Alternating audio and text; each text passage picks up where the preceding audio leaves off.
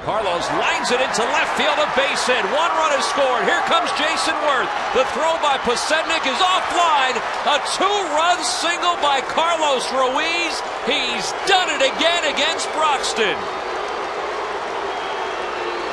That was really fun watching all that maneuvering going on there until they got the match. Phillies really got the matchup they wanted, and you would have never thought that at one time that you want a matchup involving that guy Broxton with Carlos Ruiz. Right, but they wanted it, and they got it, and he fell behind through a fastball right down the middle, and Carlos hit a beat.